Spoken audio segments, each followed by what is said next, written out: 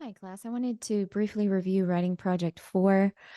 So, this is a combination of chapters 6 and 7, writing online articles and writing for social media.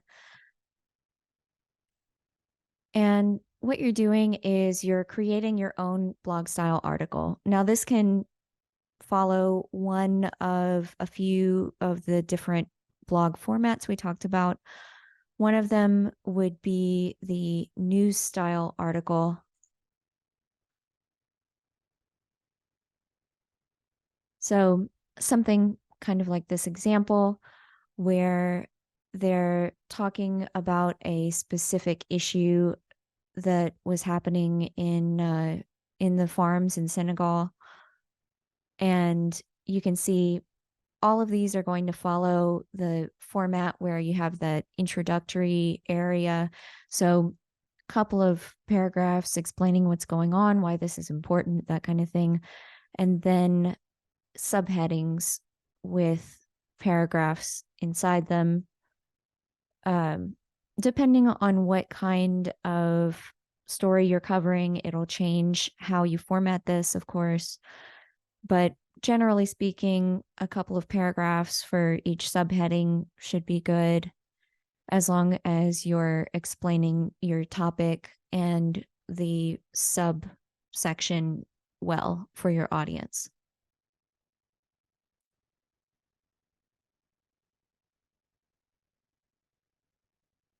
Now, another format is the explainer, and explainers can be combined with like slightly different formats.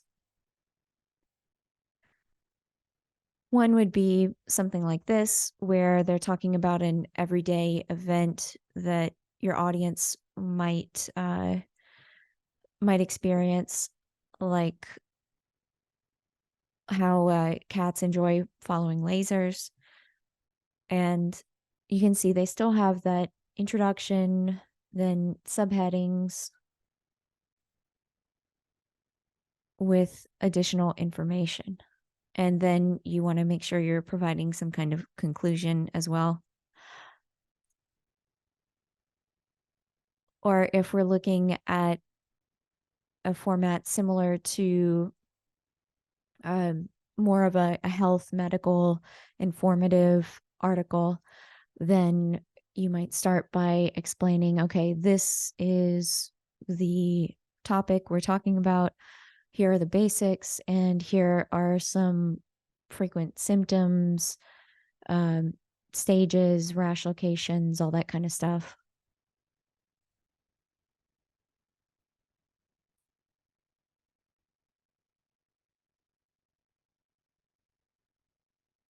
And some of the other formats we talked about were also things like the how-to article. So, how to keep your house clean when you have pets. And you'll notice that this is a more personal format. They do use that we, you kind of language, which is not not used in traditional news writing. You can use it. You aren't required to use it or not use it. Personally, I try to avoid it whenever I can, just so it sounds a little more authoritative instead of saying like, oh yeah, you need to do blah blah blah. I also find that to be a little bit of a finger pointing kind of language.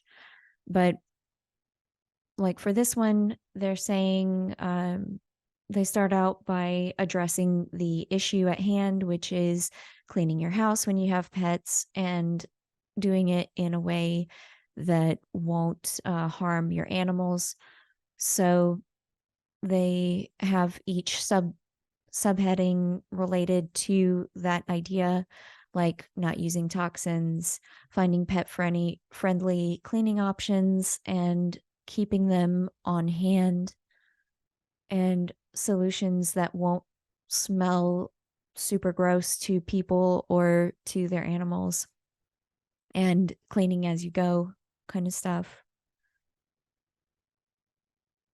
You can also see examples of like why you or different products that are being tested.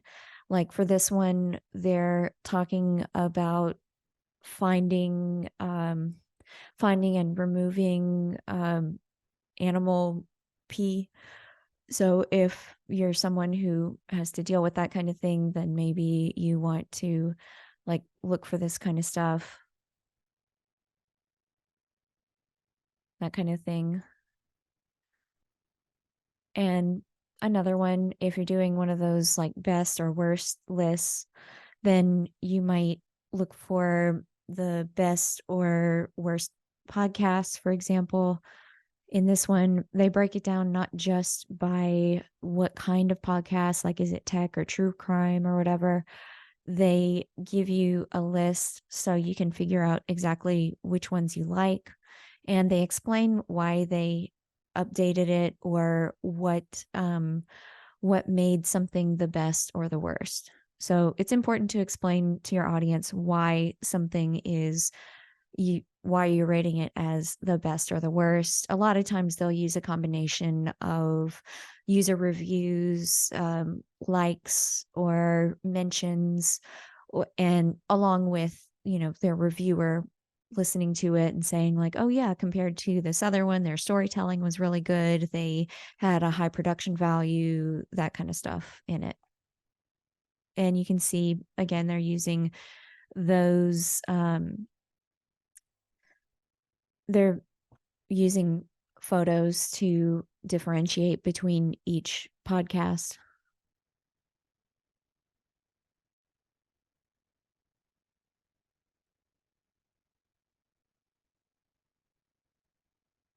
So for your project, just like with the other ones, you do need to use outside sources. For this one, I am making the interview portion optional. You may use them as a reference, or you may use just other outside sources like pre-recorded audio or video, or a or an article or something else. Again, my biggest caution whenever you are using articles and things, get as close to the original source as possible. So, not just, copying what someone else did, but again, adding to that conversation. So, finding information where you can include your own take on it, and not just copying what someone else kind of already did. So, if you include an interview, make sure you have some quotes from it. If you're using user reviews, consider using direct quotes from user reviews as well. That would be a great way to include information, especially if you're doing one of those, this was really awesome or this was really terrible kind of lists. Uh, it's it gives your audience something that they can look at and say, oh yeah, that sounds like something that I would say if I were watching this kind of thing. And after your article, you're going to have a social media style post, and you can choose whatever social media format you want. Just make sure you tell me which platform it is that you're using so I understand why you're creating your posts the way that you are. And then, of course, at the very end, your reference list.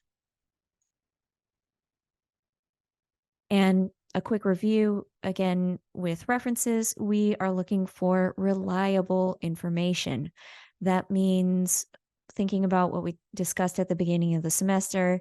If you're doing print stuff, whether it's online or in real life, think about books, magazines, articles, web publications where you know where they're getting their information. Don't just pick the first thing that pops up on Google. A lot of those are companies who want to sell their products or services. So look at the about pages, see who is providing this information.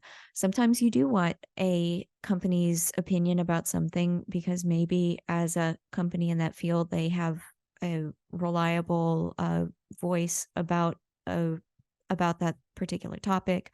However, most of the time you need at least two sources, which you are required to have two sources for all of your projects. So make sure you have those two reliable sources. Again, it can be print, it can be audio, it can be video. Um, you don't have to include where you found your pictures or photos in your references. They also do not count as one of your sources. Now, when you're considering who to interview, think about the lists and ideas that you came up with for a writing project too, where your news writing project, where you were required to interview somebody, and start with that in mind, like which working professionals or instructors might work for your particular topic, provide some insight or something. Um, and think about maybe getting some person on the street interviews who would have a good opinion that is relatable to your topic, and look for ways to include their information paraphrased as well as direct quotes. Now, a review of your article formatting. So, since this is a blog style web article, you're starting with a headline, and then you'll have your lead paragraph and 4 to 6 body sections. So, it depends on how much information you are providing and what information you're covering. But again, remember, you want to explain everything for your audience in a cohesive narrative. That means like making it easy to follow, easy to understand for your audience, and starting with the most interesting information. Um, Making sure that they understand what your story is all about right away, instead of, having kind of spotty pieces of information all over the place. So you're still using full sentences, at least including like 2 or 3 sentences for for each subheading. And if you're doing something where there are multiple steps and you feel like bullets or numbers would be appropriate, you may use them. Just make sure your content is understandable. And again, we're still following AP style, so that Associated Press style. Um, and then after 4 to 6 body paragraphs, you'll have a closing section where you're wrapping up your information. Think about including a direct quote here, or maybe a particular way that your audience can act with the information that you just gave them.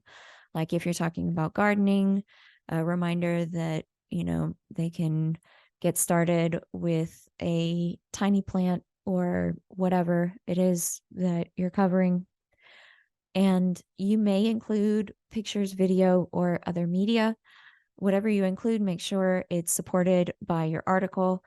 I am not requiring you to include that information. However, it can be beneficial whenever, especially since we're talking about web writing and using that as a multimedia platform. And some additional guidelines. Generally speaking, the recommended length for a blog is 700 to 1600 words.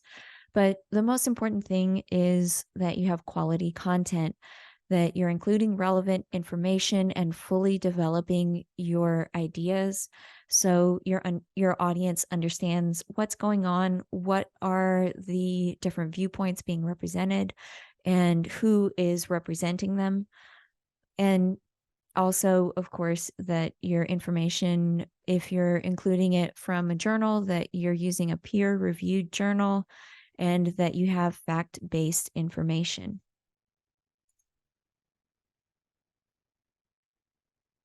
And your social media post is going to be after your article. You'll see in the example, there's a little spot where you say which platform you're using. So if you're using X, say X, or if you're using Instagram, say Instagram, and then look on that platform and see what the limitations or the recommendations are for posting on that platform. I do have some of that information in your social media uh, slideshow, so you can take a look at that. And here's one example. If we're talking about posting on X, there's a 280 character limit. They recommend only one or two hashtags, and that's those are kind of the general guidelines. And there are a few other things if you want to review them on X. And finally, mm, please, please don't forget to include all of your references and make sure the references you include are ones that you actually used in your article. Now, your references are included after your social media post, and they again are following APA format. So go to the apa.org website, look at their guidelines for references. And again, this is for the reference list at the end, not we are not doing parenthetical citations, so the little parentheses things in the article itself. And this is required for all of your outside sources, but not your interview. If you could just include that interview link like you did with your other project, that would be great. So, one more time to review, you are turning in a blog style article with a social media post at the end and your reference list. And if you decide to interview someone, make sure you include a video or audio copy of your interview. All right, that is it for writing project 4. I will see you in class.